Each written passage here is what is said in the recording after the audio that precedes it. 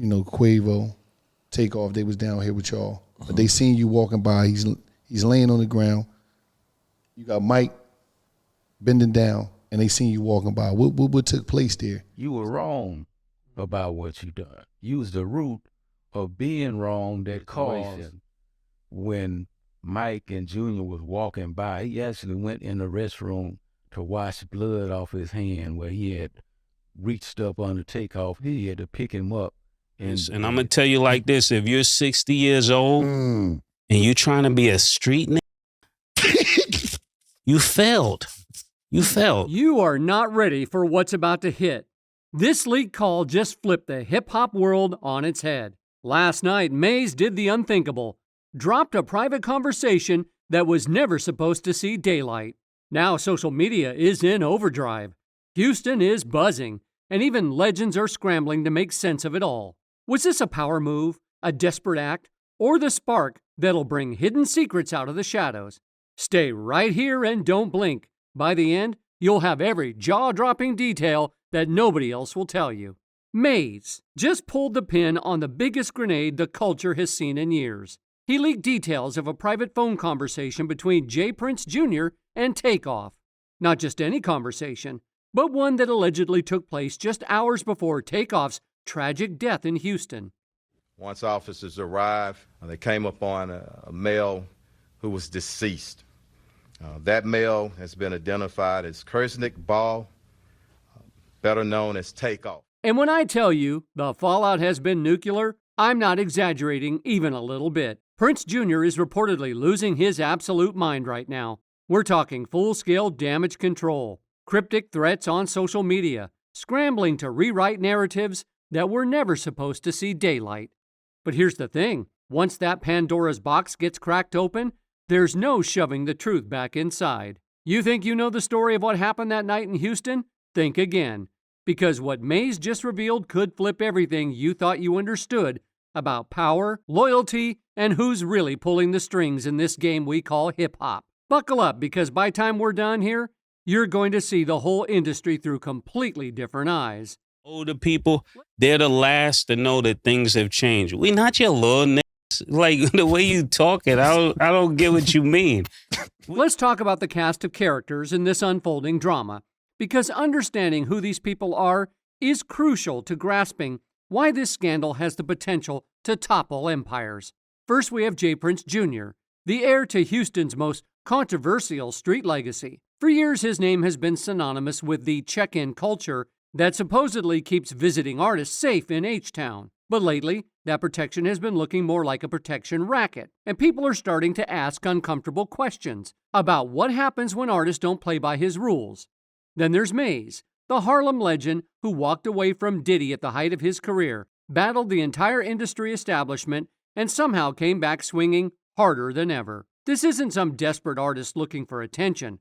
This is a man with nothing to lose and everything to expose. When Mase speaks, people listen, because his track record of calling out industry corruption is unmatched. All that big homie stuff, that's for little niggas. Little niggas have big homies. We're not little niggas. Takeoff, the quiet genius of Migos, the one who stayed out of the drama, focused on his craft and respected the culture.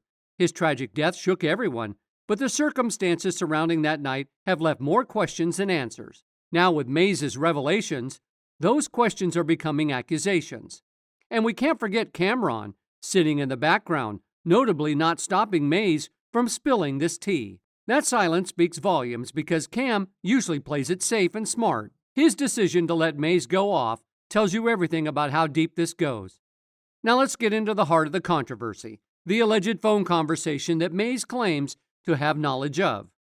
According to his account, this wasn't some friendly check-in or Big Brother advice session. This was J. Prince Jr. allegedly pressing Takeoff hard about loyalty, about playing by certain rules, about falling in line with expectations that were never explicitly stated but always understood. Mase painted a picture of a conversation that went sideways fast.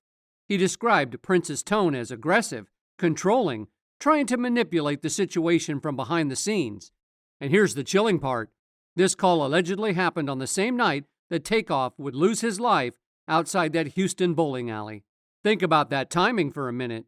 You've got a young artist minding his business, trying to enjoy some downtime with his family. Then you get a call from someone who expects certain things, demands certain respect, and doesn't take kindly to being told no. Hours later, shots ring out, and a 28-year-old genius is gone forever. Mase didn't just drop this information casually. He'd been sitting on this for months, watching J. Prince Jr. throw subliminal hits on podcasts, watching him try to control the narrative around what happened that night. But when Prince crossed the line with his comments about Offset and family loyalty, Mase decided it was time to reveal what he knew. I would say to that is, I have a track record, man, and the Prince family have a track record of 30 plus years of, honoring and loving on our guests and being with our guests, and no like this never happened. The way Mase tells it, this wasn't an isolated incident. It was part of a pattern of behavior, a system of control that uses fear and intimidation disguised as protection. And if that's true, then Takeoff's death wasn't just a tragic accident, it was the inevitable result of a toxic power structure that values control over human life. The moment Mase's revelations hit the internet, you could practically feel the seismic shift happening in real time. J. Prince Jr.'s response wasn't the calculated, measured reaction of someone confident in their position. It was the desperate scrambling of someone watching their carefully constructed image crumble in front of millions of people. Social media became his battlefield, but every post, every cryptic message, every thinly veiled threat just made him look more unhinged. You could see the panic in his words, the realization that the old playbook, intimidation, silence, unquestioned respect wasn't working anymore. The internet doesn't operate by street rules, and Mase had just weaponized that fact. Never respected in the streets. That's why I always got the problems I got. But Prince made it worse by going after Offset, suggesting he wasn't really there for Takeoff when it mattered. That was the moment he revealed just how out of touch he'd become, attacking a grieving family member, trying to use their pain as ammunition in a war of words. That's not the move of a respected elder statesman. That's the desperation of someone who knows they're losing. Y'all speaking on my real brother. I don't know what y'all got with the going on. Y'all on my real brother. How dare one of y'all speak on me and Tate relationship? I don't know you from a can of. Y'all niggas don't know how me and my brother rock. The most telling part? The way Prince kept trying to flip the script to make himself the victim of some coordinated attack. But the streets weren't buying it.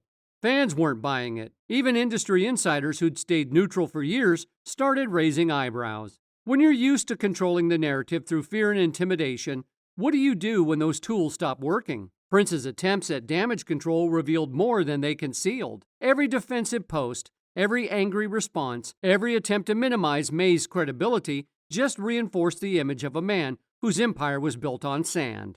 And once that foundation starts shifting, the whole structure comes down fast. The matter is, you wasn't really right there with Takeoff when he was alive. You know what I mean? What happened next was something beautiful and terrifying to watch. The democratization of hip-hop justice. Social media exploded with reactions, theories, and investigations that would make professional journalists proud. Fans became detectives. Comment sections became courtrooms. And the truth started emerging through 1,000 different voices. Cardi B and Offset didn't just respond. They brought their full platform power to bear. When one of the biggest couples in entertainment calls you out, that's not background noise. That's a cultural earthquake. Cardi's tweets weren't just offending her husband.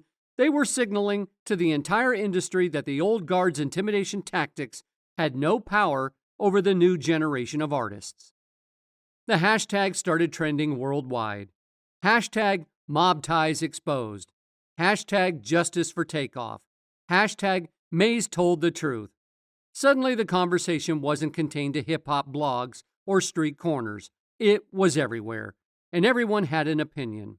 The story was writing itself in real time, with millions of contributors. What made this different from previous industry beefs was the investigative element. Fans weren't just picking sides, they were piecing together timelines, analyzing old interviews, connecting dots that law enforcement seemed to have missed. The internet had become a 24/7 grand jury, and Jay Prince Jr. was the defendant. Folks really started side-eyeing Jay Prince and the whole mob ties empire right after Takeoff was eliminated. It didn't take long for Patrick Xavier Clark, aka DJ Pat, to get arrested. But here's where things get shady. Real shady. DJ Pat posted $1 million bond and walked right out of jail like it was nothing. Quick and smooth. Like somebody with real juice didn't want him locked up too long. They're saying that the alleged shooter and Takeoff from the Migos, DJ Pat out of Texas, was set free on bail today. $1 million bail. And don't forget the internet's been buzzing with claims that Jay Prince walked past Takeoff's body and said, "Call that. Don't ask me about none of that." Like, what kind of reaction is that? Cold. Ice cold. That's not the response of someone who just lost a friend or even an acquaintance. That's the reaction of someone who sees bodies as business expenses. It gets even weirder when you realize that Jay Prince Jr. allegedly had his name scrubbed from DJ Pat's bond paperwork after the fact. Why would you need to erase your connection to someone unless you knew that that connection would raise uncomfortable questions? If you were really just innocent bystanders that night, why all the paper trail cleanup? As the internet did what the internet does best, dig deeper, uncomfortable patterns started emerging that couldn't be ignored anymore. Duke the jeweler's death began getting re-examined with fresh eyes. Another out-of-town artist, another check-in with mob ties, another dice game, another tragic ending. Same playbook, different victim. The blueprint was becoming undeniable. The check-in system that Prince had positioned as community protection started looking more sinister under this new scrutiny. When artists consistently end up dead after following your safety protocols, people start asking whether those protocols are designed to protect guests or control them. It's starting to look less like a safety net and more like a spider's web.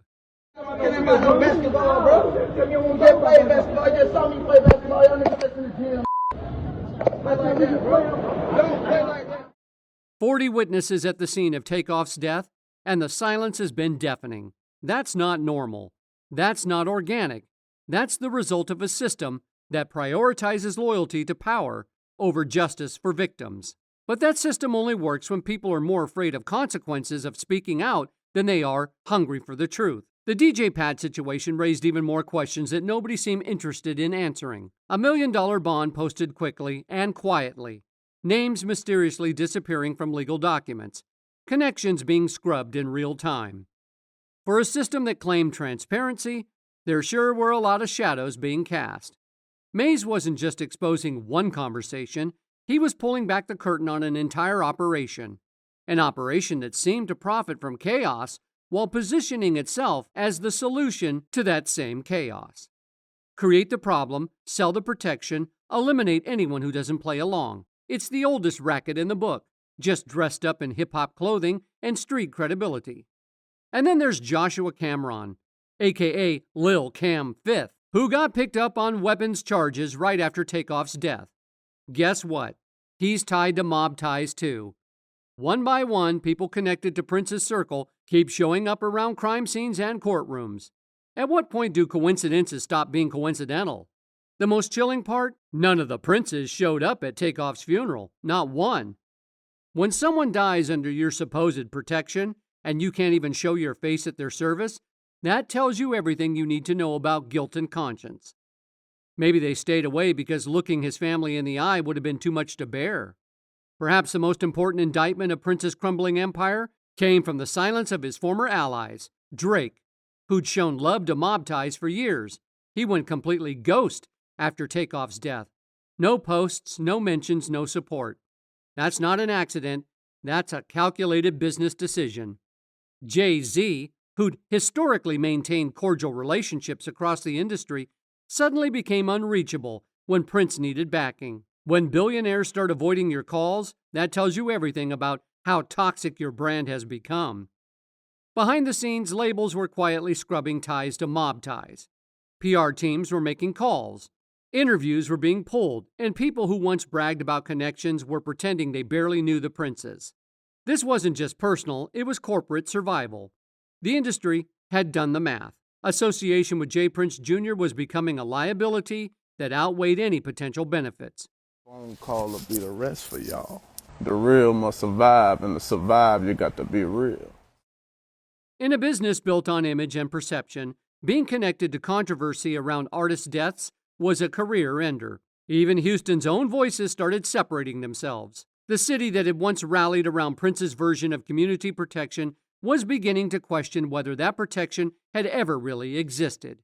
When your own hometown starts turning on you, you know the tide has shifted permanently. But the most serious consequences might be yet to come. When patterns of organized activity start emerging, when witness intimidation becomes the topic of conversation, when multiple deaths cluster around the same names, that's when federal attention gets focused. RICO laws don't care about street credibility or hip-hop culture. They care about patterns of criminal enterprise. And what Mase exposed fits uncomfortably well into that framework. If there really is a recording of that phone call, if witnesses start finding their voices, if the federal investigation that's reportedly already underway starts finding evidence, the consequences could extend far beyond damaged reputations. The culture is changing too. Young artists are publicly rejecting the check-in system, calling it extortion disguised as protection. The fear that kept people silent for decades is being replaced by a hunger for transparency and accountability. I want to respect you, but I can't. And I'm going to tell you why. Because if I got a little, like the dudes that raised me, if I was out of pocket, they would tell me I'm out of pocket. They wouldn't. Mase just didn't leak the phone call. He lit the fuse on a cultural revolution. He showed that the old rules don't apply anymore. That power built on intimidation is ultimately fragile. And that truth has a way of surfacing no matter how deep you try to bury it. The question now isn't whether J. Prince Jr. can recover from this scandal. It's whether the entire system he represents can survive the scrutiny. Because once people stop being afraid, once they start demanding answers, once they realize that the emperor has no clothes, there's no going back. Takeoff deserved better. And maybe, just maybe, this is the moment when better finally becomes possible. But what's happening behind the scenes is even more telling than what we're seeing in public. Word on the street is that J. Prince has been working overtime trying to get Mase to back down, going through every channel he can think of. Phone calls to mutual friends, reaching out through industry connections, even allegedly trying to broker some kind of deal to make this whole thing disappear. The problem? Mase isn't the same artist who could be intimidated or bought off decades ago. He's got his own protection now, his own connections, his own power base that doesn't answer to Houston street policies. When you've already walked away from Diddy at the height of Bad Boy's power, survived industry blackballing, and came back stronger, some angry phone calls from Texas don't really move the needle. For you to be taking these positions that you taking, you know what I mean? And I got people everywhere, so I hear all kinds of things. I'm going to just say this to you. Don't never put me in no position where... Sources close to the situation say Prince has been making phone calls to everyone from record executives to street-level intermediaries, trying to find some leverage over Mase. But here's the thing about burning bridges for decades. When you need favors, nobody's picking up the phone. The same fear tactics that worked when Prince had unchallenged power are useless when that power is publicly crumbling. What's even more desperate is the alleged veiled threats being passed along through third parties. But Mase isn't some young artist traveling alone to hostile territory. He's got his own security, his own team, his own network of people who've been waiting years for someone to finally check Prince's operation. Messed up when young started sending old out, and just because this little ignorant got a few dollars, he make all of you that's supposed to be real run after his mission. The whispers from industry insiders paint a picture of a man watching his empire collapse in real time, trying everything from intimidation to negotiation to outright begging. But when your currency was always fear and respect, and both of those have evaporated, what leverage do you really have left? Prince's days of controlling narratives through backroom pressure are over. Mase opened the floodgates, and there's no closing them now.